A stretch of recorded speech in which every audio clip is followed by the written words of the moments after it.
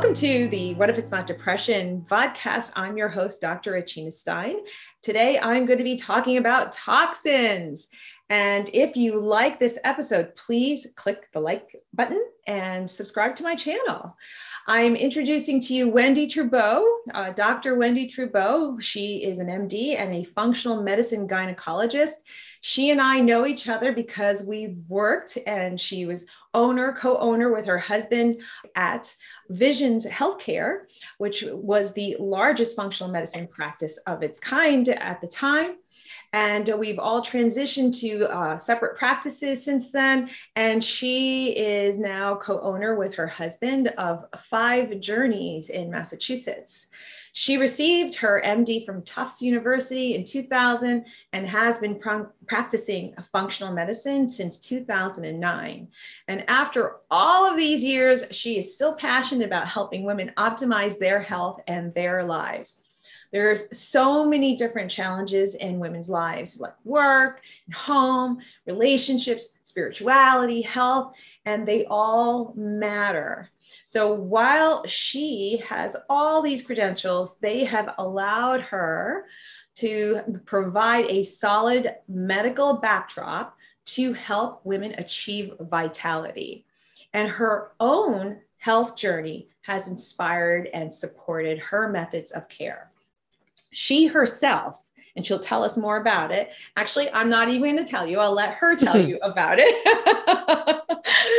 Has had some issues. So we'll talk about that. But you can, when she is not helping patients, she does practice where she does practice at 5 Journeys with her husband. She takes care of her 4 children and has created a beautiful ecosystem in their yard that provides nourishment to both body and soul, and can be an influencer in that area as well, in helping children grow beautiful lives. So she co-authored the book, and I wanted to find my copy to show you, but it's in her background, as you will see. She co-authored the book, Dirty Girl, Ditch the I can't speak today. Ditch the toxins, look great, and feel freaking amazing, which became an Amazon bestseller in 5 categories in the first 24 hours of publication. Welcome, Dr. Trubow, or Wendie. So great to see you. I'm so glad you're here with me today. Me too. Hi, Achina. It's so great to see you after these days, because we were together a lot and then we didn't see each other for years. So it's so nice to reconnect. Absolutely. Yeah. And hopefully I will be able to continue speaking and not here we go. Why don't you start talking now? Tag. Tell us about your journey, because I don't want to spoil it for the viewers and tell them ahead of time. Why don't you tell us what, and I find that actually most functional medicine doctors become functional medicine doctors because of their own health challenges and or someone close to them, that they've become frustrated with the medical system as it is. And it has its benefits, certainly, that we cannot ignore, but there's also lots of things that there's limitations in. So yeah, why don't you tell us? And while you're doing that, I'm going to get some water. Go ahead. You absolutely nailed it, Achina, that I came to functional medicine because it was personal. I mean, Ed, my husband, was learning functional medicine. So I was peripherally exposed to functional medicine, but it didn't hit home until I was 35. So it was 2006. And I could pretty much not get out of bed. And He said to me, why don't you see my mentor, who he was shadowing and working with and ended up working with right out of residency. And at the time when I was diagnosed, so I was 35, I had just had my second child, who's now 15, which is turning 16, which is crazy. But I had head to toe issues. So I had hair loss, I had brain fog, I had anxiety. And honestly, I'm very energetic, but I'm not usually anxious. I just tend to be high strung because I'm like busy. But so I developed anxiety. I had thyroid issues, heart palpitations, asthma, everything wrong in the gut that you could vote for. So bloating, gas, diarrhea, constipation. I didn't have reflux or GERD. Okay. But I had everything else, sometimes on the same day. I had fertility issues that I've clearly made up for because I had 4 kids. I had bad periods, heavy periods. I had nutritional wasting. So you name it, I was low in it. Vitamin D, magnesium, calcium, iron, B12, folate, all of those were in the toilet. And I was wasting. So I really couldn't, because of that nutritional deficiency, I couldn't absorb. And so I'm slim now. I was thin, like really skinny, but not healthy skinny. I was unhealthy skinny. Right. And I got out of bed every day because Ed was in residency. And so I was the primary breadwinner. I was already in attending. So I made more money than him. So I had to go to work. And I mean, you just do what you got to do. And he said to me, why don't you see my mentor? So I did. And he did a huge workup on me that included a stool test and food sensitivities and blood work. And when I went for the results, he said to me, you're not going to like the results. And I was like, please don't tell me I have diabetes. I cannot stick my fingers. Everybody has an Achilles heel. I cannot do it. Right. I cannot. I won't do it. I cannot do it. And, CG, continuous glucose monitors had not been developed at that point. So if you had diabetes, you were sticking your fingers. Right. And he's like, you don't have diabetes. You have celiac. And I was like, oh, my dad has celiac. He goes, well, it's genetic. It should have been tested. Crap. So I fell through the medical cracks because I didn't complain. I never went to the doctor. I was busy, being an attending and raising children and getting pregnant and nursing. And I had no brain space for anything. So I fell through the cracks and I got diagnosed at 35 with celiac and started to untangle and peel the onion because I had been undiagnosed for so many years. I mean, at least 10 years, if I know that I had nutritional iron deficiency when I was 15 that didn't respond to supplementation. So I had some dysfunction for 20 years at that point. And so that started really the path of untangling all those things. So I took off the gluten. That helped the celiac. That also helped me start absorbing. And I took high levels of nutrients so that I would replenish the body. I got tested for osteoporosis. I didn't have it. So grateful. I didn't even have osteopenia. So that was a sort of bonus. Right. There's a high incidence of osteoporosis with people with celiac. Yeah. It's actually how my dad got diagnosed because he was rollerblading and he was like 53 or something and he broke a hip. Mm-hmm. And 53-year-old men do not break their hips when they fall. Right. And so they said, wait, you have osteoporosis. Why did you break your hip? You have osteoporosis. Why do you have osteoporosis? You have celiac. So he got diagnosed pretty straightforward. And I just didn't get tested. So anyway, I also had candida issues and I started to peel these things back and really worked hard on my health and got significantly better over the next 14 years, like really, really markedly better. And then I had a setback. So back in 2018, my neighbor took his post-war pre-1978 lead paint law house down. And I freaked because I know that there is lead paint in that house and it's 15 feet away from us. We live in really small plot sizes and we're all on top of each other in Massachusetts where I live. And so he took his house down. I'm like screaming, close the windows, turn on the air, let's filter everything. And then I forgot about it and my hair started falling out, but I had forgotten about this exposure. And I kept being like freaking out. My hair's falling out. What's going on? What's going on? And my hairdresser was like, yeah, your hair's falling out. And I, it's really hard to treat yourself. And I'm not the best patient anyway. So I'm kind of flailing around here and Ed's like, I don't know what's wrong with you. And so I'm like, okay, perimenopause, check. So we fast forward to April of the year later, and we went on this amazing trip to France. And we spent a week right around Notre Dame and the Eiffel Tower, and it was gorgeous and the weather was lovely and blah, blah, blah. Yeah. Well, turns out that when Notre Dame burned, it released 500 tons of lead into the air. And I was there the week after it burned, slogging through that lead dust. And the month after, but I didn't know it, right? Because we didn't find this out until months later. Right. So I'm slogging through all of this lead dust. And the month after we come home, I gain 9 pounds. And my hair loss accelerates and I get a rash on my face that's driving me nuts. And now I'm really freaking out because it's not just hair loss, but what woman wants to gain 9 pounds? Right. Certainly not me. And I was the heaviest I had been in many years. And I was pissed. It's like, what's going on? So again, I'm kind of flailing around. I'm thinking it's perimenopause. I'm checking my hormones. It's not my hormones. And then I hear that report that about the 500 tons, and the closer you were, the higher it is, and the farther away, the less it is. And I was like, I was right there. So I tested my lead. And when we were at Visions, I had previously tested my lead and it was just slightly positive.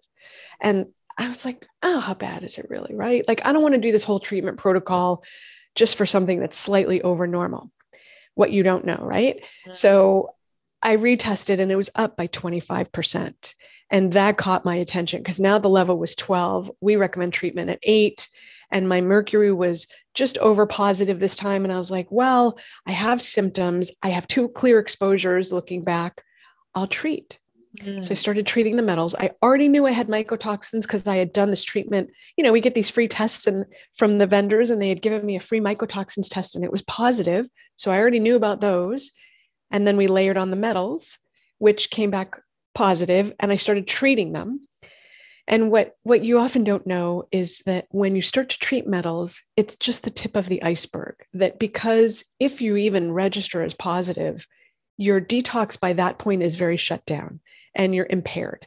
And so more than 95% of people we see, when they start to treat the metals, what you're doing is amping up the body's ability to get rid of them. Right. So when you retest, you actually see a lot more. So I did my treatment and it's 12. The first one was 12 weeks long. And I said to Ed, after 6 weeks, I just had bone crushing fatigue, like go to bed at 8:45, slog through the days. And after 6 weeks, it lifted. And I said to Ed, my metals are gone, but I'll finish the program just so I can see what it's like for my patients. Right. God, the arrogance, right? So I retested and my metals weren't gone. They were triple. So now I was up to like 21 for lead, and mercury in the process went as high as 41. Right. So yeah. So what that proved was that your detox pathways were now working. Yes, I had improved my detox pathways. I'm still a loyal repository for toxins, but it was improving at least. And the hair loss slowed, which was really gratifying. Right. And then I decided, well, in for a penny, in for a pound, what else is going on there? So I looked into the environmental test, which looks at, you can do the mold on that test. I was retesting my mycotoxins anyway. So I was like, well, I'll do everything. I'll do the mold mycotoxins testing. I'll do the environmental testing, and I'll do the glyphosate. And that's when things got really hairy because, you know, I've got freaking everything. I didn't have glyphosate, but I had everything else. And I looked at Ed and I said, I am such a dirty girl. And then I went, oh, we got to write that book. That's the book we got to write because, you know, I've spent all these years avoiding sugar and alcohol and eating clean and eating organic and exercising. I mean, God, I do everything right. I'm so boring on paper, right? I don't eat anywhere because I can't eat anything. And so I was like, if I have all this and I've been working so hard, what does everyone else have? We need to get the word out because it's everywhere. It's prevalent, it's everywhere, and it's killing us in the ways that we've now come to expect are just getting older. Oh, cardiovascular disease is a disease of old people. No, it's a disease of toxic people. Exactly. Or autoimmune disease. Oh, well, I have it in my family. Yes, that's because you're all toxic and you've all had the same environment and it's endemic. Right. So these are the things that we need to get the word out about. So that's why we wrote the book. Mm-hmm. And it's been my journey too, because how are the ways in which I can clean up myself and help my children and my house and my patients? Right. So it snowballed. Yes. Yes. No, it's really great that your focus is on cleaning up dirty people. Right. Because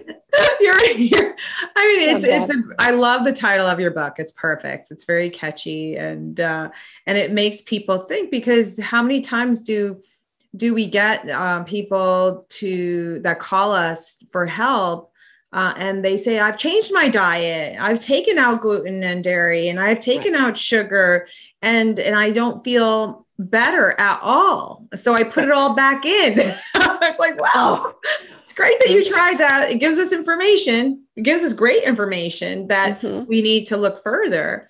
And, you know, I always say it's foods, infections, toxins, stress, all of which that affect your hormones. And so you really have to look at all of the pillars. And so the lowest hanging fruit and the quickest way you can get better is through changing your diet, but don't stop there.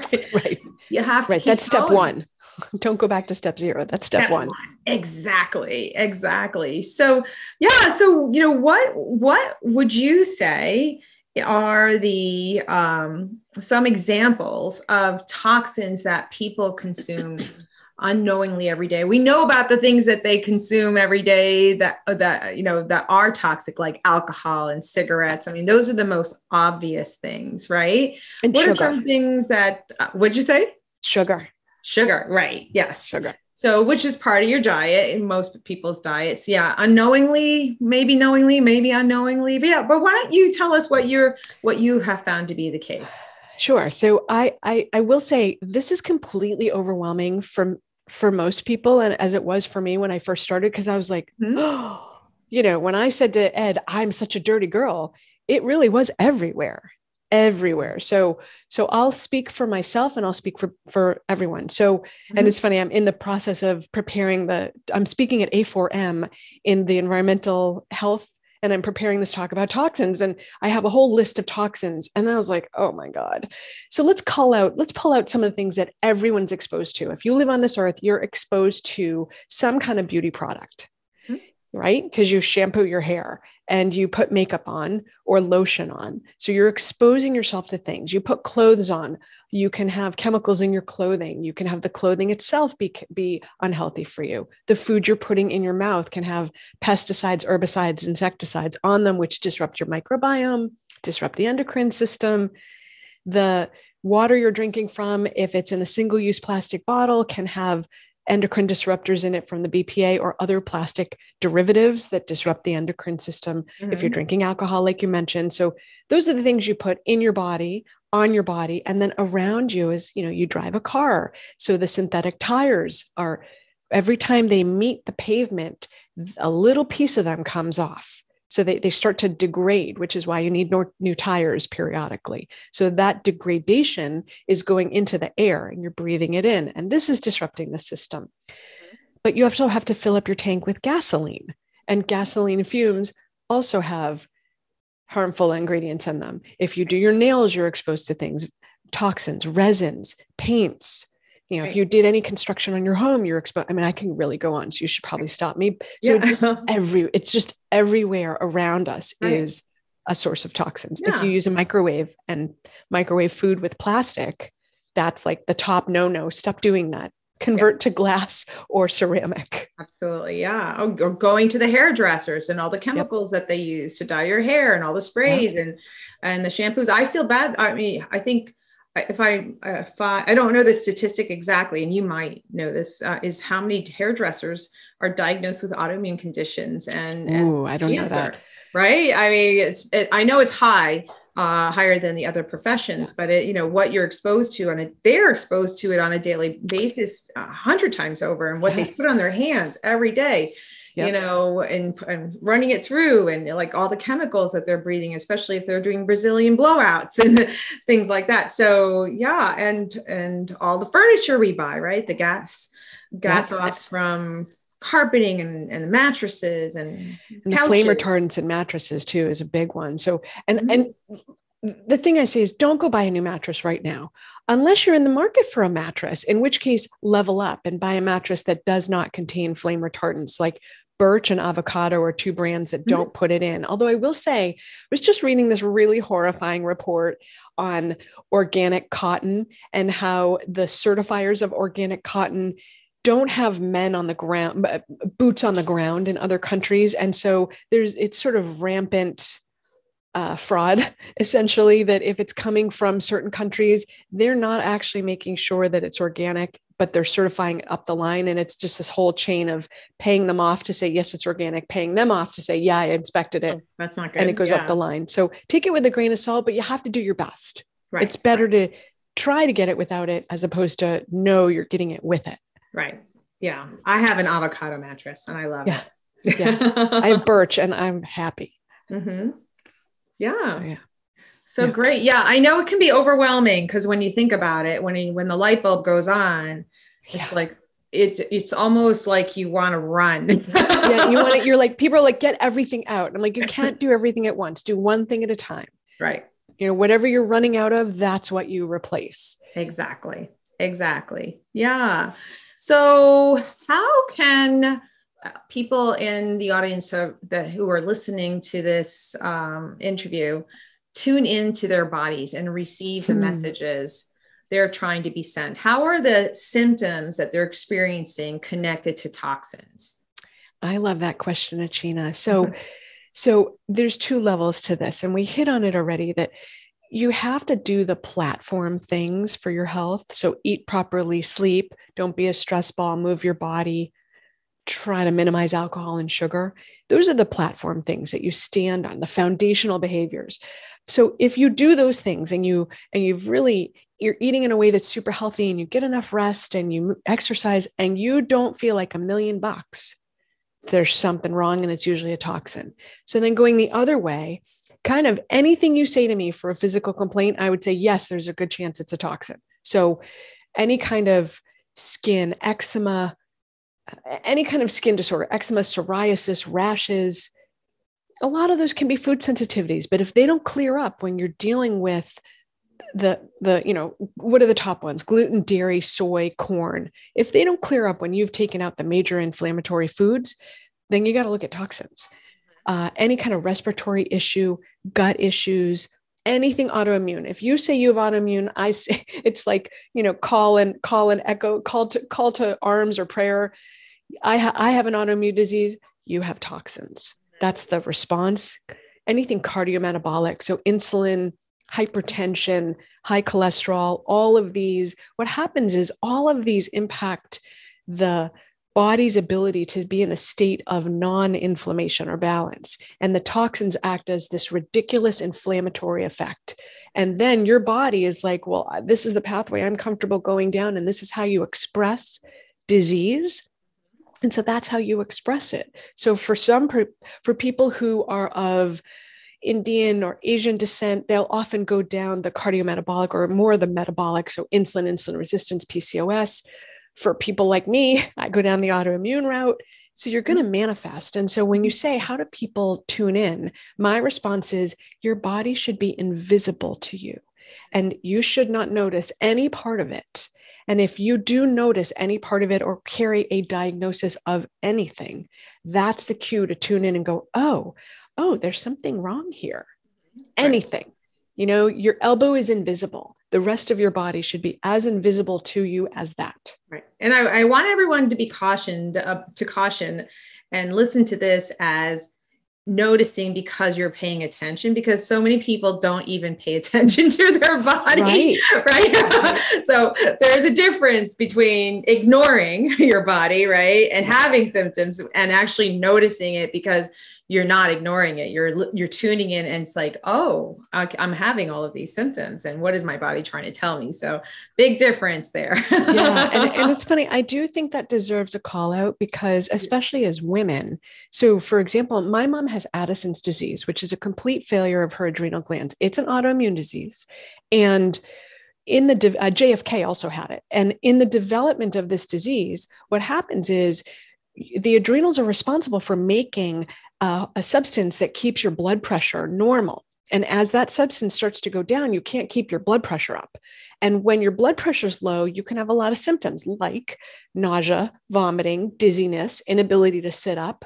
It can make you feel terrible. So my mom starts developing this, and she goes to doctor after doctor saying, I wake up in the morning and I don't feel well, and I can't even dry my hair, and I'm vomiting, and I have to sit down, and I sometimes faint. Mm-hmm. She went to doctor after doctor, and the response she got was, there's nothing wrong with you. You're just depressed. Oh my God, Achina. Oh, I hate that. It's like nails down a chalkboard when patients come in and say to me, I've been to 6 doctors and they said nothing was wrong with me. I'm just anxious or depressed. I'm like, well, you are. Mm-hmm. I mean, legit, you really are. By the time you feel like crap that much, of course you're depressed because you feel like crap. Right. That's not the only thing. Your depression isn't driving the boat. Your depression is being towed along behind it. Exactly. So as women, we're very prone to being dismissed, which drives me nuts. So if you've gone to one doctor and been dismissed, like there's nothing wrong, even at that point, it's time to intervene. Right. Before you stop complaining because you're so beaten down and tired of being told there's nothing wrong with you. My mom actually wound up in the hospital because she couldn't sit up. And in the hospital, her blood pressure was 40 over palp, which is essentially like dead. She's practically dead. She was lucky. Yeah. And they were like, we don't think this is depression. And I'm like, no kidding, Sherlock, right? I was 16 at the time, and I'm sort of a peripheral player here, because who listens to a 16-year-old? But she wound up in the hospital, and a very astute endocrinologist took one look at her, because she was at that point bronze. The side effect is your skin gets bronze. Right. She was bronze, had no blood pressure, couldn't get up. And he looked at her and he said, you have Addison's. But it took crisis, right? So we'd like people not to get to crisis. Let's intervene before you get your autoimmune diagnosis. Let's intervene before you're told you have diabetes and need insulin. It's fixable. It took her showing the classic symptoms that we learn in medical school for her to show the classic symptoms and at the most severe point, as opposed to what we don't learn in medical school, or all of the subtle symptoms that these diseases show up as, so that you can diagnose early and make changes early. And that's really unfortunate. That's the downside of the medical training that we've gotten. It's very black and white. Yeah. And we're not trained in the art of doing this, because the only solutions that we've been told about are medications, and not really focusing on the art, so to speak. I think it's also that it's not, disease is not seen as a progression necessarily. It's seen as an on-off switch. So we're not going to do anything until you qualify. And I think you and I would say, let's do something before you have that word and you've hit the end result. Let's intervene while you're just gluten sensitive. I call those celiacs in training. While you're still a CIT, let's intervene before you're full on diabetic. Let's intervene if you just have a little bit of insulin resistance. I always say to people, not on my watch. You are not going to get those diseases on my watch, because I've failed you if you've gotten them. Let's, and if you come to me, you have them, let's reverse them. This is Hashimoto's week, by the way. 2 patients have reversed their Hashimoto's this week. Negative antibodies. I was like, cool. Yes. It's possible. I have Hashimoto's too. It's possible to reverse it. Oh, I have reversed it. Mine's reversed. I mean, I'm not off of Synthroid, but certainly cut more than 50% of the dose. So but definitely still on medication, but definitely all my antibodies are they're within the normal range.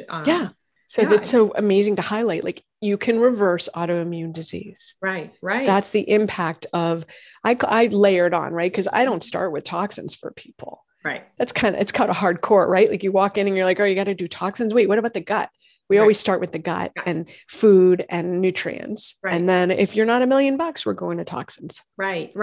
So suppose somebody does come to you. I don't know if you want to go down this road with me on this, but if you do have someone who is at that point where they've gone through the gut and they've changed their diet and they're moving, they're sleeping, but they're still not feeling well, how do you start with toxins? What are the things that you do? So there's two ways we can approach this, and how it happens depends on, 1, their brain space, and 2, their finances. Because if you do the full testing, so the testing we look for is heavy metals. We do that via the urine. That testing package is $174. And then there's mycotoxins, which is the mold, and then it creates toxins in the body. So that testing, the one we use, is $299. And then on that same test, you can do environmental toxins, which is $199, and the prices have changed. So, it's a little fluid. And then the glyphosate test, which is $99. So if you package that all up, they give you a discount, and it's like $557. But you put those 2 things together, and we're talking almost $750. So if someone says to me, price no object, hit me, let's do it, then we're going to do all at once, as long as they have the brain space. Because some people, they get a little overwhelmed and it's too much. So if the finances work, then the next level is, are you going to be okay if we get all this data, or is it going to send you off the cliff? If it's going to send you off the cliff, let's just pick one thing, which is the most likely thing. So if you say to me, I have bone loss, then I say to you, let's check for metals. If you say to me, I have asthma and seasonal allergies, and I flare in the rainy seasons, and I say, let's look at mycotoxins. So it somewhat depends. Right. And I feel like the environmental toxins and glyphosate, I mean, they're hugely important. However, the mycotoxins and the metals are the two that I really focus on first. I don't usually start with the glyphosate and the environmental because there's so many of them. And they also filter into a small group of treatments. And those usually those get covered in the other treatments. So it just depends how people approach it. And then I have a lot of people seeing me because of the book who are like gung ho, do everything. Right. They're in the do everything crowd. And so we do everything and they're really gung ho. And then usually within a month or two, they're like, okay, that was fun. Let's dial it back because it's hard to do everything at once. Yes. You really do need to have a very structured life in order for you to be able to do both mycotoxins and metal removal and environmental toxins. I mean, I have to tell you, I still do it and it's a full-time job. It is. I mean, I work, but throughout the day, I'm like, oh, let's throw this binder in here. And, oh, I'm taking that binder there and I do stuff in the morning. So it really takes a concerted brain space that some people can't maintain. I totally agree. I love your approach. That's a fantastic approach to even present it that way and to ask if you're ready, because then you're saying upfront, this is a lot and it's going to be a lot. But I think it's important for people to understand though, that their body might not be ready. And so when you start certain things, that sometimes the body can revolt, right? And when you start a protocol, it can actually, and I know that there are some practitioners who are, a little on the greener side and they're just learning and, I think everybody has a starting point in their practice where they learn about how best to approach or start. And, some people get worse before they get better, but there's things that you can do to prevent that. And it's basically getting those detox pathways open before you start flushing through them. Yeah. Right. Can you talk about that? Yeah, I think that really does deserve talking about. So what I always say to people is exactly what you said, is sometimes things get worse before they get better. However, this treatment is not designed to torture you. It's designed to make you maybe feel fatigued or a little bit of gut irritability, but these treatments should not lay you down on the floor in a quivering pile. If they do, it's too strong for you because these protocols, a protocol is a one size fits all, but it might not fit you. So for example, I was talking to someone yesterday and she's sort of deeper into the detox pathways and the protocol. And the first time she did it, she got mouth ulcers. And I said to her, that's not the goal, right? Like if you get mouth ulcers when you take 6 pumps of glutathione and C, let's do less. So I always say to people, find your line and then stay behind it. Don't cross your own line. Don't cross the line, whatever yours is. So what we're doing is, absolutely improving the body's ability to detox. And don't forget, we've already worked on the gut. We've started to help liver health. We've really done a lot of the platform foundational things. And then we start to really ramp up liver and bind, and replace. Right. So do a lot of binding. And a lot of binding. Yes. And that's why antioxidants. Yes. And that's why you have to do the gut health first, because a lot of this goes into the gut for you to poop out. And so if your gut's unhealthy, if it's overly active or not active enough, or you're constipated, you're then going to reabsorb these toxins. That's not the goal. You want to get that out. Absolutely. Absolutely. Yeah. So what would be the top, if you don't mind talking about it, Sure. and this is all so the audience knows that this is just medical information. These aren't things that you should, go out and run and start taking these things. So you definitely need a provider to do testing and recommending certain things for you specifically after doing an evaluation. But this is just medical information just to help you understand that these are the kinds of things that can happen if you do embark down this road. And so just certain binders that are the classic binders for, let's say, heavy metals and environmental toxins, Yeah. And that, Achina, you totally nailed it, because I always say to people, get the data. Don't do this on your own. Like you can do your food on your own, your exercise, your sleep, your meditation, your forgiveness, your movement. You can do all of that. But if you're starting to get into toxins, this is the place where you want to have someone in your court checking your levels, because you can overshoot when you're treating metals. it's pulling out the metals, the lead and mercury, but it's also pulling out your minerals and nutrients. So you don't want to do that in a vacuum. You definitely want to have someone making sure that you're well taken care of. Okay. So yes, 100%. Don't go it alone. So we use a ton of things for metals. We're often using, we can use activated charcoal and chlorella and spirulina, parsley, cilantro. Those are great. Like, you can't hurt yourself for doing cilantro. Except the fact that I despise it, you're not going to hurt yourself. I can't stand the flavor. Oh, I love cilantro. It's one of my favorites. You must have that gene that doesn't. I do. I have all the genes for the bad stuff, right? I have 2 MTHFR, 2 vitamin D deficiency, 2 celiac, and I'm sure I have the cilantro. Hate the cilantro gene. So it's actually a gene. I know, right? So you can do as much cilantro and parsley as you want. When you start to get into silicone binding and DMSA and EDTA and DMPS, those are things you really need a medical provider for. Right. Don't go it alone. Yeah, those are heavy duty. Yeah, those are heavy duty detox binders. Definitely. Heavy duty, need supervision. There's something called OSR on the market that I know there's a Facebook group people doing on their own. And I don't recommend that, honestly, because people are having really bad reactions and they're sick as a dog. And that's not the goal. The goal is gentle and sustainable as opposed to torture you. Right. So if I might add, people sometimes think that they have to push through or should push through. Do not push through. Listen to your body. Do not push through. Yes. Yeah. So if it's tolerable, push through. If it's intolerable, back down or stop and contact me or you or your provider. And then the mycotoxins have a huge number of binders. It's so funny. There's this thing called propylmanin, which one of the compounding pharmacies makes. They sent out this whole thing on it. So then Ed and I start looking at I call the pharmacy. They tell me all about it. And then I was like, well, where else can we get propylmanin? Well, it turns out that one of our fibers that we sell is propylmanin. And I was like, oh, duh, feeling dumb moment. But that's a binder, that it's a fiber from konjac.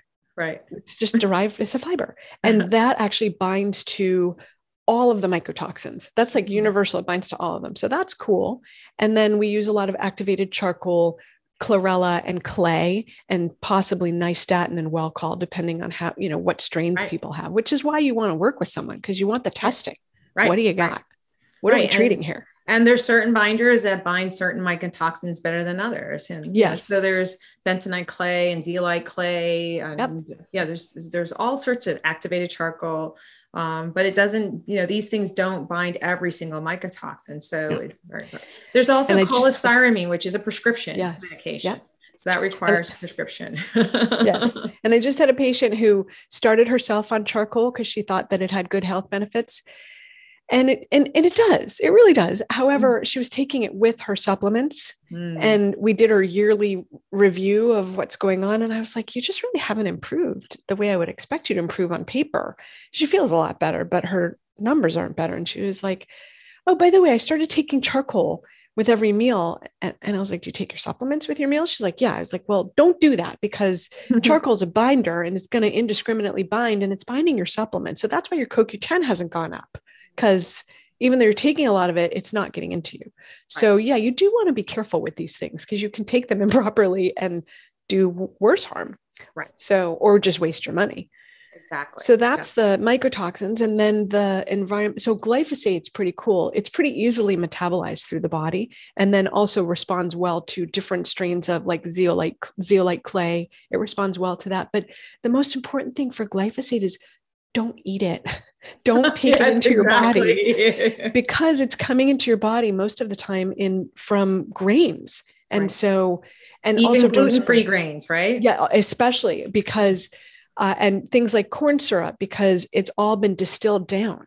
So you want to be really careful about the food you're eating because they can inadvertently harm you. So glyphosate, try not to eat it and then bind it to get it out. It's pretty easily removed with sweating and binding, but as long as you're not filling up the pump with glyphosate, it's easier to get it out. Right. And where else is glyphosate besides grains?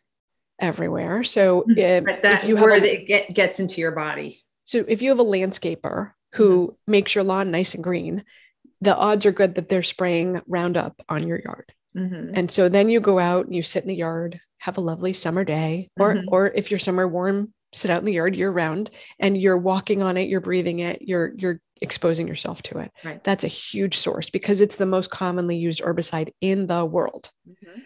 So yeah, be careful what your landscaper is spraying on your yard. right. Or the park, you know, Yep. you see those little signs that says that there was things sprayed on the lawn. It's not just that day that it's going to be there. It's going to be there every day. And so, we stopped using landscapers we stopped putting anything on our lawns, and it's full of weeds, which is just as beautiful as far as I'm concerned. But a perfect lawn has to have all sorts of pesticides and herbicides on there. Yeah. Yeah.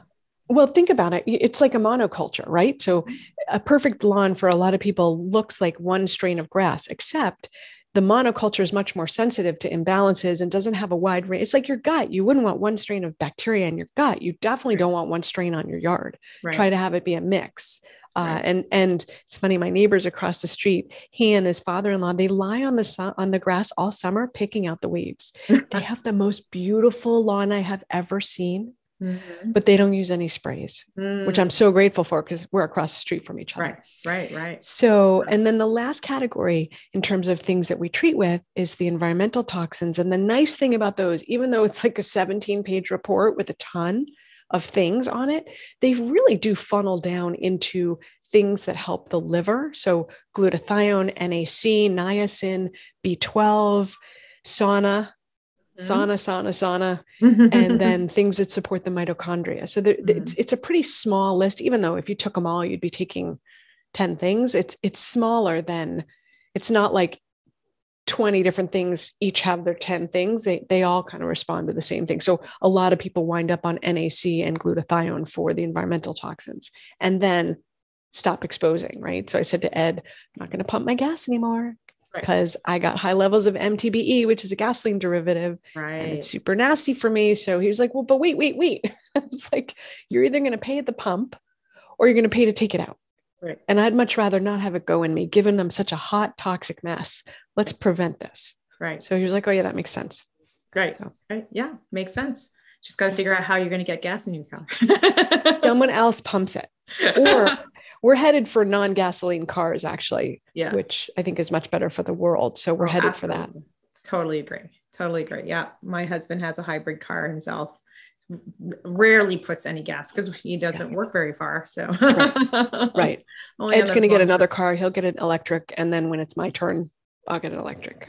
Yeah. So, just from listening to us, I hope people get the idea about it's making little changes, baby steps in making changes. You don't go out and buy an electric car right away. When you're ready for another car, that's when you make the change. So yeah. Or when you're ready for a mattress, that's when you make the change. When your concealer runs out, that's when you level up.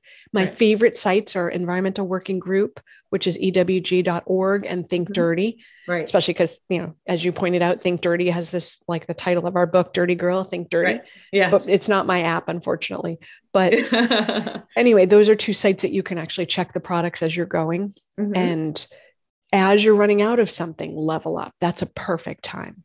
Yes. I love the app Think Dirty. And I also recommend that if you have old makeup, like, how sometimes, when people were shopping, right, you get these little samples of lipsticks and creams. If there are more than a couple years old, throw them out. Throw them out, throw them in the garbage because they change over time. Yeah. They may not necessarily have an expiration date, but because they're fat soluble, the ingredients separate on some degree, and then it just changes, and you don't know if somehow it's gotten oxidized because of temperature changes. Right. So it's really important to just throw it out. Don't keep it, or don't give it away to anybody else because they'll just suffer from the issues too. So garbage. I always used to like all the little travel things that we would get. And I was like, honey, it's not good stuff. It's not actually good for us. So why don't we leave it? Like, we don't need it in our space. Right. Exactly. So he finally agreed with me. The toxins thing was great for my marriage because he no longer collects all the freebies. Cause he's like, oh, I don't want that. I don't want that either. But I mean, I'm a sucker for freebies too, but try to only take the freebies that are good for you. Exactly. Well, I can talk to you forever about this. You have been a huge source of information focusing on toxins. And I really appreciate all of your knowledge and sharing it with my audience. And we'll have this for everyone to see, and hopefully everyone will run out and watch, not watch your book, but get your book. And yeah, so I know you do have a free guide to give people, and it is called the Dirty Girl Guide to Non-Toxic Living. And I will have the link to that, and also people can find you at 5 Journeys, the name of your practice, www.5journeys.com, and that you're on Facebook and Instagram as well. So those links will be in the show notes. Awesome. Thank you. So any last words? Yes. Well, for this at least, right? So, so it can feel overwhelming, and it's 100% surmountable, fixable, avoidable. Well, maybe not 100%. What I mean is it's very possible to clean up your act, and it's not about perfection. It's about improvement. Do better. Don't do perfect. Mm-hmm. Okay.